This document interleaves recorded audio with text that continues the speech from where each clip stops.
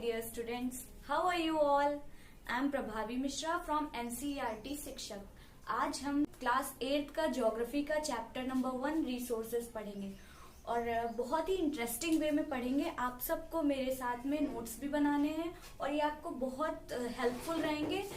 बहुत शॉर्ट में और बहुत ही इंटरेस्टिंग तरीके से आज हम ये चैप्टर पढ़ेंगे. Okay, let's start. बेटा, आपने होली और दिवाली पे अपनी मम्मी की हेल्प तो की होगी ना सफाई वगैरह करने में. तो कई बार हमें कुछ ऐसी चीजें मिल जाती हैं जिनमें उस कबाड़ से जिनके मिलते ही हमें ऐसा लगता है कि हमें कोई पुराना खजाना मिल गया हो, है ना. तो ऐसी चीजें जिनकी कोई वैल्यू होती है या जो हमारे किसी काम में आ सकती हैं, यूज में आती हैं, ऐसी ही चीजों को हम रिसोर्स कहते हैं. Okay, now come to the definition of resources. Resources को हिंदी में संसाधन कहते हैं. मैं यहाँ पे मेंशन भी किए दे रही हूँ, संसाधन.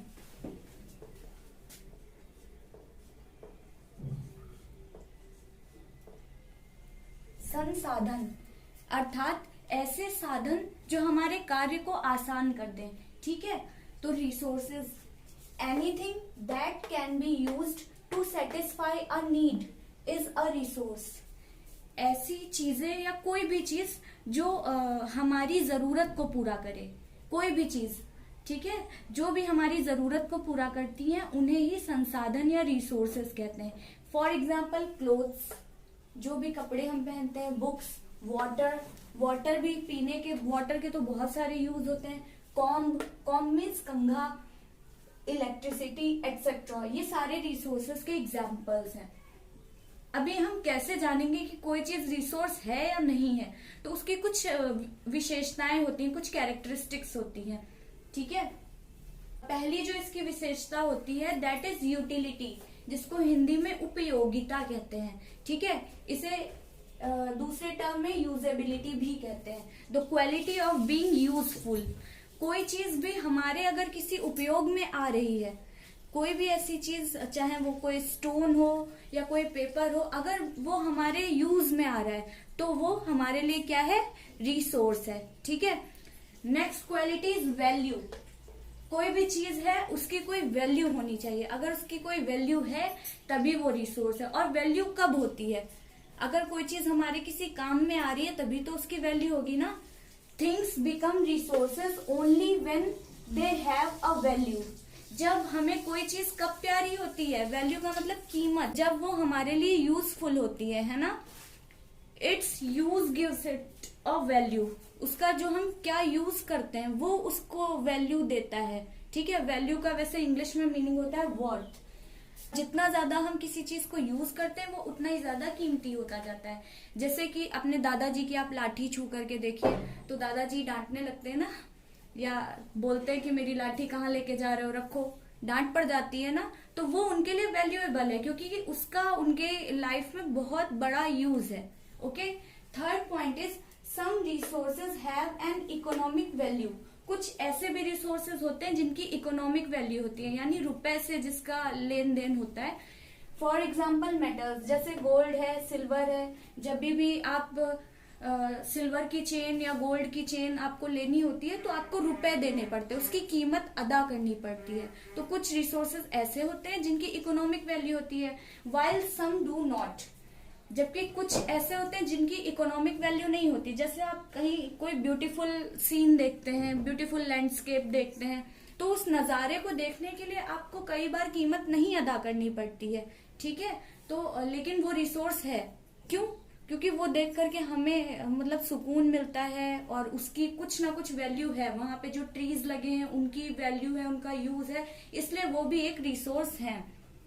और ऐसा भी नहीं है कि जिनकी आज वैल्यू नहीं है, इकोनॉमिक वैल्यू नहीं है, वो कल नहीं. जैसे दादी माँ के नुस्खे, दादी माँ, जैसे आपको अगर खांसी आती है तो दादी माँ तुरंत अदरक वगैरह पीस करके काढ़ा टाइप का बना करके आपको पिलाती हैं. आज उसकी वैल्यू नहीं है, लेकिन अगर दादी माँ उस अपने नुस्खों को लिख करके किताब में और वो बेचने लगे तो उसकी इकोनॉमिक वैल्यू हो जाएगी. यानी कि चीजें जो आज नहीं इकोनॉमिकली वैल्यूएबल हैं वो कल हो सकती हैं. अब आपकी बुक में एक वर्ड यूज किया गया है, पेटेंट. बेटा कोई भी ऐसे जो वर्ड्स हैं उन वो हो सकता है आपके एग्जाम में ना आए, लेकिन उन्हें हमें छोड़ना नहीं है क्योंकि ये आपकी वोकेबलरी स्ट्रॉन्ग करेंगे। ठीक है। पेटेंट का मतलब होता है exclusive right over any idea और इन्वेंशन। किसी भी आइडिया या किसी भी खोज, उस पे हमारा एकाधिकार, मतलब हमने किसी चीज को इजाद किया तो वो मेरी है। जैसे आपने कॉपीराइट सुना होगा ना, कॉपीराइट मतलब मेरा अधिकार है इस पे। जैसे डॉक्टर कुमार विश्वास की कोई दीवाना कहता है, कोई पागल समझता है, तो ये डॉक्टर कुमार विश्वास की पेटेंट कविता है। ठीक है, ये उनका आइडिया था। अब आपको आई होप पेटेंट वर्ड समझ में आ गया होगा। अब ऐसे क्या क्या फैक्टर्स होते हैं जो किसी चीज को टाइम के साथ रिसोर्स बना देते हैं। 2 मेन फैक्टर्स होते हैं, first is time and second is technology. एक आपने बात सुनी होगी, अपना टाइम आएगा, तो उसी तरीके से कुछ चीजें होती हैं जिनका अभी यूज नहीं है, लेकिन कभी ना कभी टाइम चेंज होता है तो कभी ना कभी वो रिसोर्स बन जाती हैं। ठीक है। और दूसरा टेक्नोलॉजी, जैसे जो आयरन की खदान थी, बहुत वो सालों पहले भी थी, लेकिन वो तब रिसोर्स नहीं थी। क्यों? क्योंकि उसका हम लोग यूज नहीं करना जानते थे। जब उस खदान से हम लोगों ने उसको निकाल करके लोहा बनाया और उसका यूज करना सीखा, टेक्नोलॉजी डेवलप की, तब जाकर के वो रिसोर्स बनी। ठीक है। So time and technology are 2 important factors that can change any substances into resources. Okay. अच्छा चलिए मुझे बताइए, आप लोगों में से कौन कौन ऐसा सोचता है कि हम भी बहुत वैल्यूएबल हैं, हम भी बहुत प्रीसियस हैं। आप मुझे कमेंट बॉक्स में करके बताइएगा अगर आप अपने आप को वैल्यूएबल समझते हैं।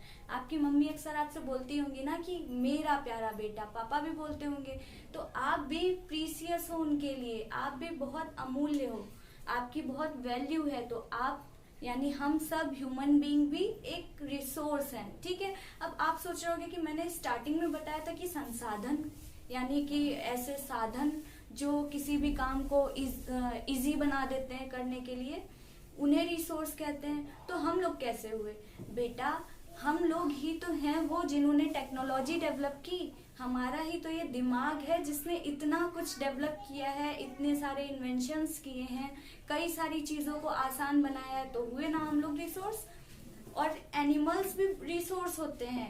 अब आप सोच रहे होंगे कि जिन एनिमल्स का हम यूज करते हैं लाइक काऊ, गोट, सिर्फ वही है जिनका हम यूज नहीं कर पा रहे हैं, क्या वो रिसोर्स नहीं है? वो भी है, क्योंकि हम भले ही किसी का यूज कर पा रहे हो या ना कर पा रहे हो, लेकिन नेचर में बहुत सारे ऐसे अदर एनिमल्स हैं जो उनका यूज कर पा रहे हैं या वो भी किसी ना किसी काम के लिए यूजेबल हैं। ठीक है। और बहुत इंपॉर्टेंट रोल प्ले करते हैं। इसलिए सारे के सारे animals, all plants, all human beings, ये सारे भी रिसोर्स में आते हैं। ठीक है।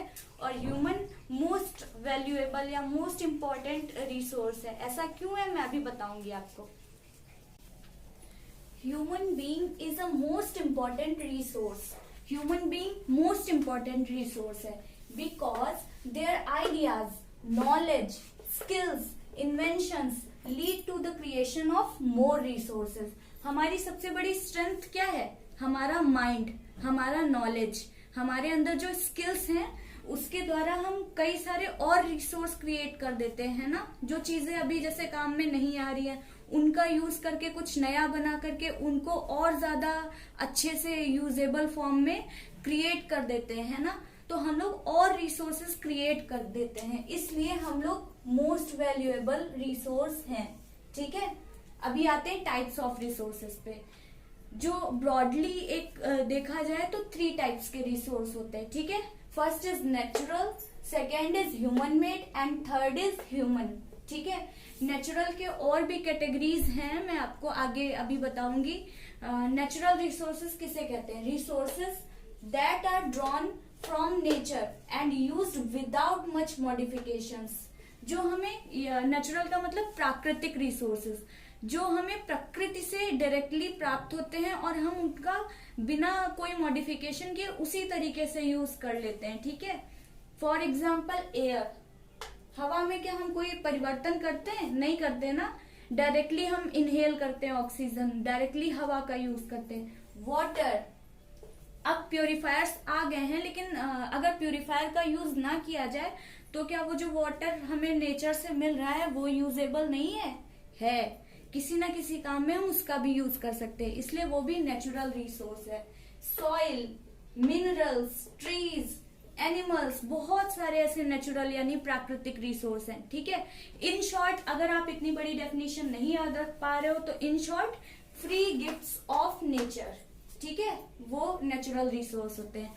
Second is human made resources. अब ह्यूमन मेड रिसोर्सेज क्या होते हैं, यानी कि when humans use natural things to make something new that is usable. जब ह्यूमन बीइंग नेचुरल चीजों का ही यूज करके उसको एक नए फॉर्म में बना देता है जिसका हम यूज कर सकते हैं, तो ऐसे रिसोर्स को ह्यूमन मेड रिसोर्स कहते हैं। मैंने स्टार्टिंग में आपको एक एग्जांपल दिया था आयरन ओर का, यानी जो लोहे की जो खदानें होती हैं या गोल्ड माइन आप समझ लीजिए, आपने केजीएफ मूवी देखी होगी तो आपने गोल्ड माइंस का नाम सुना ही होगा। तो जो गोल्ड माइंस थी, जब तक हम सोने का यूज करना नहीं जानते थे, जब तक हम उस कोलार में गोल्ड माइंस पाई जाती हैं, जब तक हम उस गोल्ड को निकालना नहीं जानते थे, एक्सट्रैक्ट करना नहीं जानते थे, तब तक उसका कोई यूज था? वो सॉइल के अंदर मतलब जमीन के अंदर वो खादान थी, पड़ी थी, उसका कोई यूज नहीं था, तब तक वो रिसोर्स नहीं थी। हम लोगों ने उसको निकाला, टेक्नोलॉजी डेवलप की और उसका यूज किया। ठीक है, तो वो वैसे तो नेचर से ही मिला है, लेकिन जो खादान है वो तो नेचुरल है, बट जो हमने उसको यूजेबल फॉर्म में बनाया वो हो गया ह्यूमन मेड रिसोर्स। ठीक है, बिल्डिंग्स भी ह्यूमन ने बनाई है अपनी टेक्नोलॉजी, अपनी स्किल्स, अपने दिमाग से, वरना कई सारे एनिमल्स हैं, लेकिन क्या कोई बिल्डिंग बना पाता है ह्यूमन के अलावा? नहीं ना। बंदरों को आपने कभी बिल्डिंग बनाते देखा है? Bridges, vehicles, machines, technology. बेटा आप टेक्नोलॉजी, जब भी ऐसा कोई क्वेश्चन आता है आपको रिसोर्सेज के टाइप्स लिखने होते हैं तो ह्यूमन मेड में आप टेक्नोलॉजी को अंडरलाइन जरूर कीजिएगा, ये एक बोनस पॉइंट है। टेक्नोलॉजी क्योंकि एक बहुत इंपॉर्टेंट रिसोर्स है ह्यूमन मेड में। ठीक है, और भी बहुत सारे हैं ऐसे। थर्ड इज ह्यूमन तो मैंने अभी शुरुआत में ही बताया कि ये मोस्ट इंपॉर्टेंट रिसोर्स है। ठीक है, अब ह्यूमन में क्या चीज होती है जिसे हम एज अ रिसोर्स काउंट कर सकते हैं?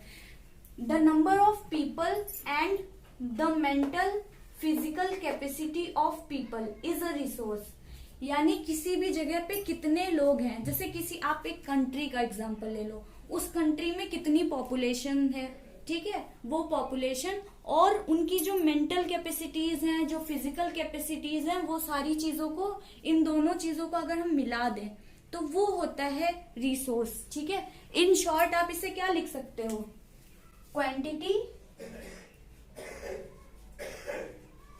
Quantity means number of people किसी एरिया में, ठीक है, प्लस एबिलिटी या देयर एबिलिटी, आप देयर एबिलिटी लिख लो, ज्यादा बेटर रहेगा, plus their abilities is equals to human resource. ठीक है, ह्यूमन रिसोर्स में क्या क्या काउंट करते हैं? नंबर ऑफ पीपल यानी उनकी quantity plus their abilities. Abilities में फिजिकल और मेंटल दोनों तरीके की एबिलिटीज आती हैं। ओके, सॉरी मुझसे स्पेलिंग मिस्टेक हो गई है, तो आप भी एबिलिटीज की स्पेलिंग करेक्ट कर लीजिए। ठीक है, ABILITIES, एबिलिटीज। ठीक है, क्वांटिटी प्लस देयर एबिलिटीज, ये ह्यूमन रिसोर्स के अंदर काउंट की जाती है, मतलब यही मिलकर के ह्यूमन रिसोर्स बनाती हैं। ठीक है, आजकल तो HR डिपार्टमेंट बहुत ज्यादा डेवलप हो गया है ना, क्योंकि ह्यूमन में स्किल्स डेवलप करने के लिए। Human can make best use of nature to create more resources. Human nature का बेस्ट यूज कर सकता है और ज्यादा से ज्यादा रिसोर्स बनाने के लिए, इसलिए ह्यूमन एक बहुत इंपॉर्टेंट रिसोर्स है। Their skills, knowledge, education make them most valuable resource. ये सारी हमारी स्ट्रेंथ हैं जिस वजह से हम मोस्ट वैल्यूएबल रिसोर्स में काउंट किए जाते हैं। हमारी स्किल्स, नॉलेज, एजुकेशन। ओके, आइए अब हम समझते हैं नेचुरल रिसोर्सेज के डिफरेंट टाइप्स। हम कई सारे टाइप्स पढ़ेंगे, वो सारे के सारे आपको कंफ्यूज बिल्कुल भी नहीं होना है। वो सब के सब नेचुरल रिसोर्सेज के ही टाइप्स हैं और मैं बहुत ही आसान तरीके से इजी वे में आपको समझाऊंगी। कंफ्यूज नहीं होइएगा और बहुत अच्छे से समझिएगा, क्योंकि ये सारे के सारे जितने भी मैं टाइप्स बताने जा रही हूँ इन सब पे क्वेश्चन आते हैं, कभी short question, long answer type, तो आपको अच्छे से समझना है। ओके, तो सबसे पहले चलिए हम पढ़ते हैं natural resources on the basis of their development and use. आप अगर ये चीज नहीं भी याद रख पा रहे हैं तो भी कोई बात नहीं, वैसे आपको ये याद रहेगा कि यूज के अकॉर्डिंग जो टाइप्स हैं, नॉर्मली आपको ये नेम्स दे करके पूछेगा, ठीक है, और ये आपको लिखने के लिए आता है, कई बार डिफरेंस भी पूछ लेता है। First is actual resources. Actual resources आपको नाम से ही लग रहा होगा जो असल में है, जिनका हम अभी यूज कर रहे हैं, ठीक है। Resources whose quantity are known, वो कितने हैं, मतलब ऐसे संसाधन जिनकी क्वांटिटी नोन है, जो हमें पता है कि ये कितना है, इसकी मात्रा कितनी है, ठीक है। They are being used in present, और जिनका हम प्रेजेंट टाइम में यूज कर रहे हैं, ऐसे रिसोर्सेज को एक्चुअल रिसोर्सेज कहते हैं, ठीक है। ऐसे ही पॉइंट वाइज लिखिएगा, आपके लिए अच्छा रहेगा। For example petroleum in West Asia. West Asia में जो पेट्रोलियम है वो हमें पता है कि उसकी क्वांटिटी कितनी है और उसका हम प्रेजेंट में यूज कर रहे हैं, ठीक है। The dark soils of the Deccan plateau इन महाराष्ट्र। बेटा प्लेट्यू का मतलब होता है पठार, ठीक है। तो पठारी एरिया की जो डेक्कन का जो दक्षिण एरिया है वहां पे पठारी एरिया प्लेट्यू बोलते हैं, ठीक है। तो वहां की जो डार्क सॉइल है वो भी एक रिसोर्स है और हमें पता है कि उसकी क्वांटिटी कितनी है और उसका यूज हो रहा है, ठीक है। The coal deposits in Ruhr region of Germany. आपको जैसे शॉर्ट आंसर में पूछता है 2 या 3 मार्क्स में, तो आप कोई भी एक सिर्फ एग्जाम्पल लिख सकते हैं, बाकी अगर लॉन्ग में पूछता है तो आप सारे लिख सकते हैं, जो भी आपको याद रह पाए। Second is potential resources. Potential का मीनिंग ही होता है संभावना, ठीक है। ऐसे रिसोर्सेस जो हैं तो रिसोर्स, लेकिन कितना है, क्या है, या हम कब यूज कर पाएंगे, ये चीज कुछ भी हमें अभी नहीं पता है, ठीक है। रिसोर्सेज हुज एंटायर क्वांटिटी में नॉट बी नोन। जो पूरी उसकी क्वांटिटी कितनी है ये हमें अभी नहीं पता है। These are not being used at present. Not को अंडरलाइन कीजिए, उसे हम अभी प्रेजेंट टाइम में यूज नहीं कर पा रहे। क्यों? ये लाइन मैंने समझने के लिए लिखी है। आप इसको अगर लॉन्ग आंसर में तो आप लिख भी सकते हैं, वरना शॉर्ट में तो आप स्किप कर जाइएगा, लेकिन आप समझ लीजिए कि हम क्यों नहीं यूज कर पा रहे हैं। क्योंकि हमारे पास अभी जो टेक्नोलॉजी है वो उतनी डेवलप नहीं हो पाई है, उतनी एडवांस नहीं हो पाई है कि हम उन रिसोर्सेज का यूज कर पाए, ठीक है। इसलिए वो अभी यूज नहीं किए जा रहे हैं, लेकिन वो इन फ्यूचर यूज किए जा सकते हैं, इसीलिए उन्हें पोटेंशियल रिसोर्सेज कहा गया, यानी वो संभावित रिसोर्सेज हैं, ठीक है। For example the uranium found in Ladakh. जैसे कि लद्दाख में जो यूरेनियम मिले हैं, यूरेनियम के भंडार, तो वो पोटेंशियल रिसोर्स है। मैं एक उदाहरण आपको देती हूँ। जैसे 2000 ईयर्स एगो जो ये फास्ट ब्लोइंग विंड होती थी, यानी हवा तो रिसोर्स थी हमेशा से, लेकिन जो ये हवा की जो बहुत तेज तेज हवा बहती थी, तो जो ये उसकी स्पीड से कोई एनर्जी हम लोग निकाल सकते हैं, ये चीज पहले पता नहीं थी। वो पहले एक पोटेंशियल रिसोर्स था, ठीक है। लेकिन वो जो फास्ट विंड्स हैं वो आज एक्चुअल रिसोर्सेज हो गई हैं। कैसे? क्योंकि आज हम विंड मिल का यूज करके एनर्जी बना करके उसको मतलब इलेक्ट्रिसिटी बनाने में यूज किया जाता है। नीदरलैंड में कई सारे विंड मिल्स ऐसे होती हैं, आपको पता है कोस्टल एरियाज में, जैसे गुजरात में है, तमिलनाडु के नागरकोइल में बहुत सारी विंड मिल्स हैं, उनका विंड मिल पावर प्लांट्स हैं, उनसे एनर्जी एक्सट्रैक्ट करके उनका इलेक्ट्रिसिटी बनाने में यूज करते हैं। तो वो आज एक्चुअल रिसोर्स है, लेकिन बहुत पहले वो पोटेंशियल रिसोर्स थी। अब हम natural resources on the basis of their origin उद्भव के बेसिस पे हम नेचुरल रिसोर्सेस को समझते हैं। वो भी 2 टाइप्स के होते हैं। फर्स्ट इज एबायोटिक या अजैविक। बायो का मतलब ही होता है लाइफ। ए लगा है अगर, ए का मतलब एब्सेंट, मतलब जिनमें लाइफ नहीं है, एबायोटिक अजैविक, नॉन लिविंग रिसोर्सेज, जिनमें लाइफ नहीं है, नॉन लिविंग है, ऐसे resources. For example soil, rock, water, minerals etcetera, इनमें लाइफ होती है क्या? नहीं होती है। तो ये सारे एबायोटिक रिसोर्सेज हैं, ठीक है। अभी बायोटिक रिसोर्सेज या जैविक रिसोर्सेज, बायो का मतलब ही मैंने बताया कि लाइफ, तो बायोटिक रिसोर्सेज का मतलब क्या हो गया?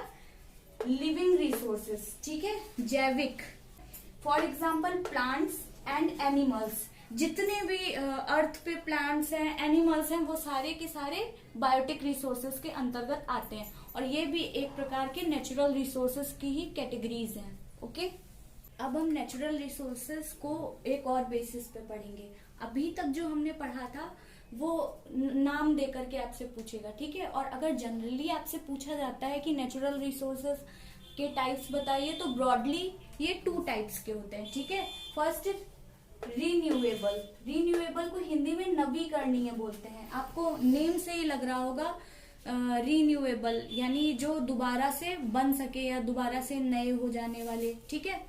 रिसोर्सेज विच गेट रिन्यूड और रिप्लेनिश्ड क्विकली, ऐसे रिसोर्सेज जिनको एक बार अगर हम यूज कर लें तो वो दोबारा से बहुत जल्दी बन जाते हैं, ठीक है।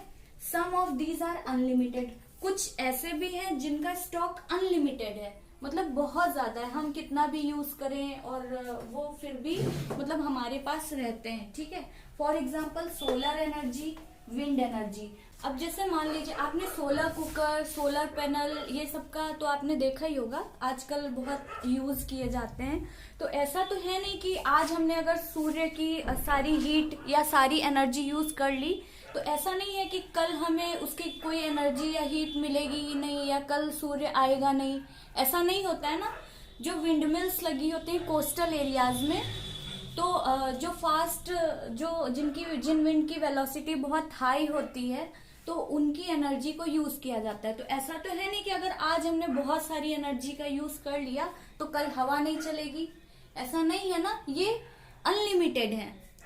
तो इसीलिए ये रिन्यूएबल रिसोर्सेज में आते हैं, ठीक है। और ये बहुत जल्दी रिन्यू हो जाते हैं, बहुत जल्दी ही वापस से डेवलप हो जाते हैं, ठीक है। लेकिन केयरलेसली यूज करने पर ये भी यूजलेस हो सकते हैं, ठीक है। फॉर एग्जाम्पल वाटर पहले रिन्यूएबल रिसोर्सेज में, अब भी है, रिन्यूएबल रिसोर्स ही है, लेकिन आपको पता है कि आजकल सेव वाटर कैंपेन क्यों चली? क्योंकि वाटर कहीं ना कहीं वाटर की कई जगहों पे कमी हो रही है ना। क्योंकि वाटर तो बहुत सारा है, लेकिन क्या सी वाटर को हम पी सकते हैं, ड्रिंक कर सकते हैं? नहीं, वो ड्रिंक करने के लायक नहीं है। तो हमें रिसोर्सेस को बचाना चाहिए। अब आज से आप लोग भी वाटर को कम से कम इस्तेमाल कीजिए, जितनी जरूरत हो बस उतना इस्तेमाल कीजिए, और उसे वेस्ट नहीं करेंगे, ठीक है। वाटर है, सॉइल है, अगर सॉइल पोल्यूटेड हो गई, सॉइल खराब हो गई, तो क्या वो हमारे यूज के लिए लायक रहेगी? नहीं रहेगी। इसीलिए इनका यूज हमें ऐसा नहीं समझना है कि ये रिन्यूएबल है तो हम बहुत केयरलेसली यूज कर रहे हैं, बहाए जा रहे हैं, ऐसा नहीं करना है। उनका बहुत ध्यान से यूज करना है, जिससे वो हमेशा रिन्यूएबल रहें, ठीक है। Next is non renewable resource, यानी अनवीकरणीय resources which have a limited stock, ऐसे रिसोर्सेज जिनका एक लिमिटेड स्टॉक है, ठीक है। जैसे आपकी मम्मी 5 चॉकलेट लेकर के आई, ठीक है। अब वो आपके पास चॉकलेट्स तो 5 ही है, तो उसका एक लिमिटेड स्टॉक है ना। अगर आप सब एक साथ खा जाओगे तो फिर तो कुछ भी नहीं बचेगा कल के लिए या शाम के लिए, तो उसे आपको कम इस्तेमाल करना होता है ना। Once the stocks are exhausted it may take thousands of years to be renewed.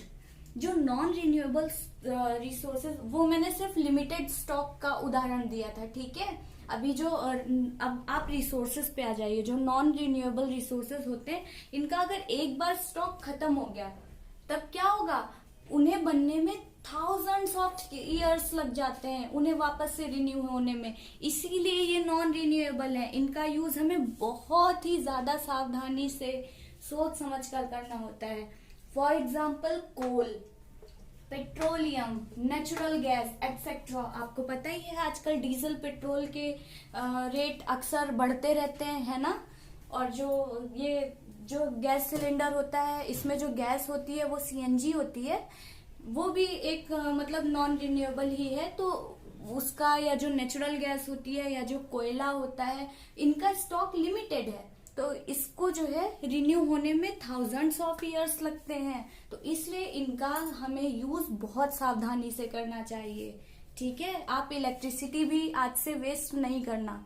Electricity है, वाटर है, ये छोटी छोटी चीजें हम बचा सकते हैं। जैसे ट्रीज हैं, ट्रीज को कटने से रोकना चाहिए, हमें प्लांट लगाने चाहिए। और जो पेपर है, आप लोग पेपर टीयर करके इधर उधर फेंक देते हो ना, ये बहुत गलत है। आपको पता है जो पेपर है वो ट्रीज से बनते हैं, पेड़ को काट कर उसकी छाल से पेपर बनते हैं।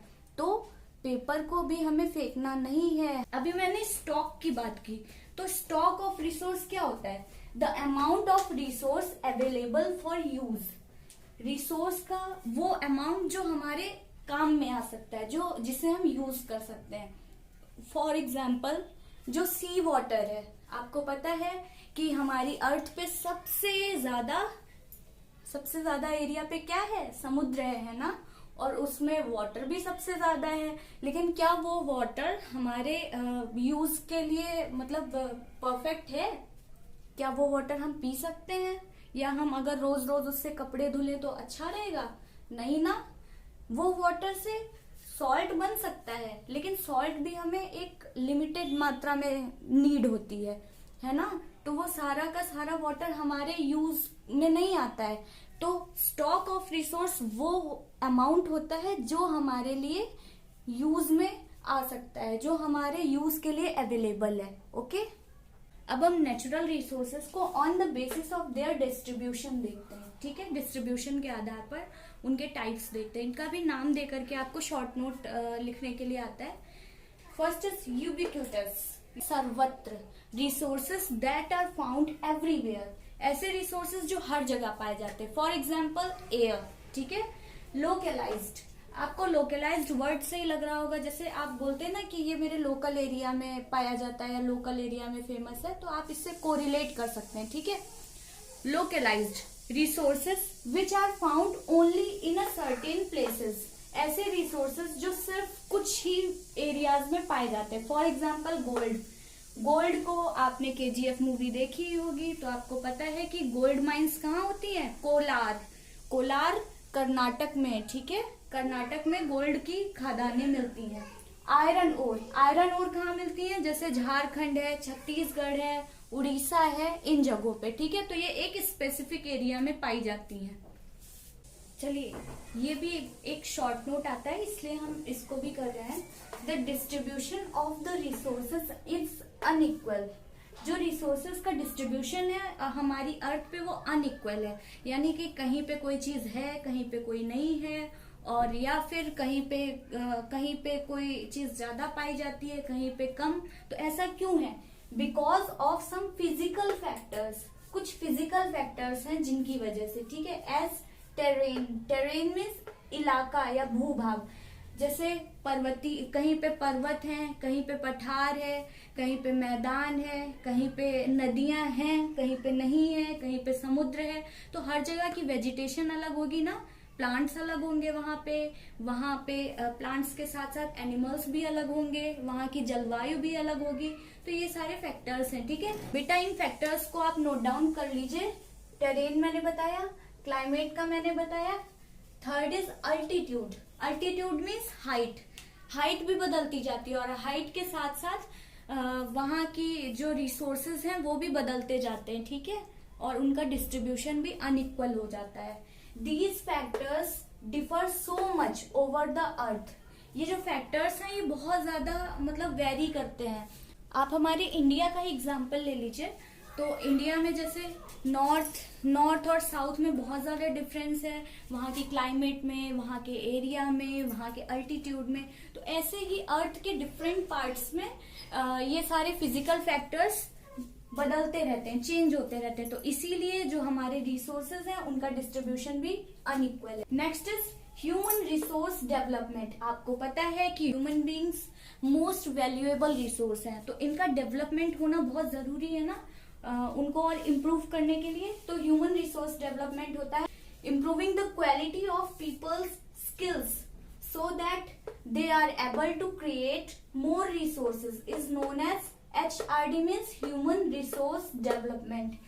यानी कि जो ह्यूमन बींग्स हैं उनकी क्वालिटीज को इम्प्रूव करना, उनके अंदर जो स्किल्स हैं, जो टैलेंट्स हैं, उनको और ज्यादा इम्प्रूव करना, जिससे कि हमारी टेक्नोलॉजी और डेवलप हो और ज्यादा से ज्यादा हम लोग रिसोर्स क्रिएट कर सकें।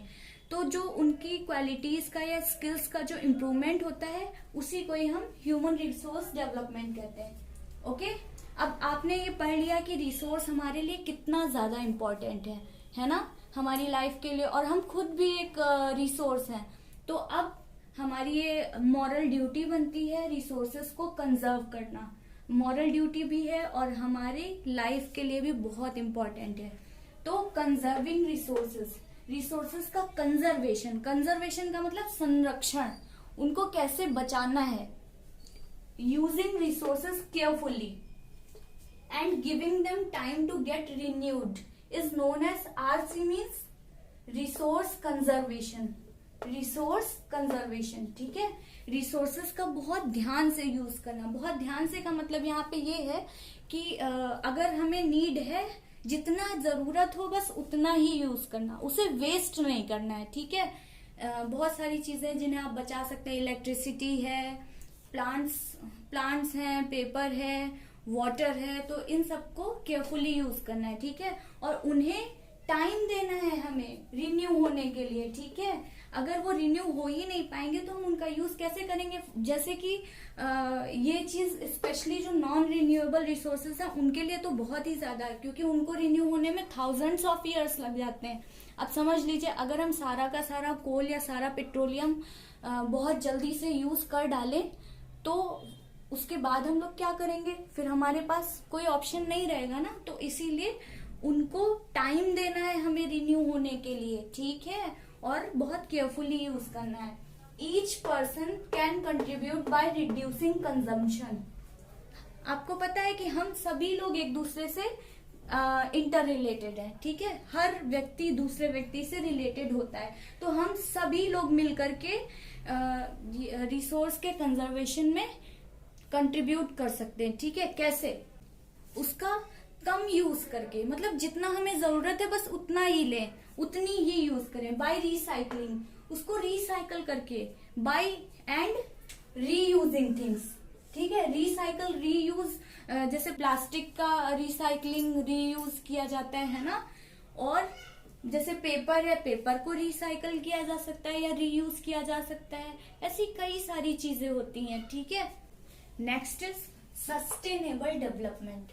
सस्टेनेबल डेवलपमेंट, जिसे हिंदी में सतत विकास कहते हैं। सतत का मतलब आप जानते हैं कंटिन्यूअस, मीन्स जो रिसोर्सेज हैं उनका बराबर कंटिन्यूअसली विकास होते रहना चाहिए। सस्टेनेबल डेवलपमेंट की डेफिनेशन देखते हैं। Balancing the need to use resources, means कितने रिसोर्सेज हैं, जितने रिसोर्सेज अवेलेबल हैं हमारे लिए, क्या उतनी ही नीड है हमारी या उससे ज्यादा। अगर उससे ज्यादा हमारी जरूरत होगी तो रिसोर्सेज कम पड़ जाएंगे, वो रिन्यू नहीं हो पाएंगे और आगे की जनरेशन के लिए नहीं हो पाएंगे, है ना। तो हमें हमारी जो जरूरतें हैं उनको रिसोर्सेज की अवेलेबिलिटी के अकॉर्डिंग बैलेंस करना है। यानी जितने रिसोर्सेज हमारे यूज के लिए अवेलेबल हैं उन्हें ध्यान में रख करके हमारी जो नीड्स हैं उनको बैलेंस करना है, ठीक है। And also conserve them for future, ये लाइन बहुत इंपॉर्टेंट है फॉर सस्टेनेबल डेवलपमेंट, ठीक है।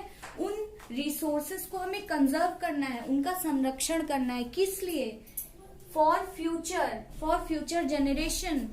रिसोर्सेस की अवेलेबिलिटी के अकॉर्डिंग हमें हमारी नीड को तो बैलेंस करना ही करना है, इसके साथ ही साथ जो फ्यूचर जनरेशन है उसके लिए भी हमें हमारे रिसोर्सेस को संरक्षित रखना है। ऐसा नहीं करना है कि मान लीजिए हमने सारा डीजल पेट्रोल अभी यूज कर लिया, ठीक है, अब हमारी जो फ्यूचर जनरेशन है उसके यूज के लिए कुछ बचा ही नहीं। उन्हें हमें हमारी फ्यूचर जनरेशन के लिए भी संरक्षित करके रखना है। आपने हेरिटेज पढ़ा होगा ना, जो बुजुर्ग लोग होते थे वो लोग वसीयत लिखते थे या अपनी जायदाद में से कुछ जायदाद या अपने संस्कार या अपनी संस्कृति में से कुछ आगे की पीढ़ी के लिए छोड़ करके जाते थे, है ना।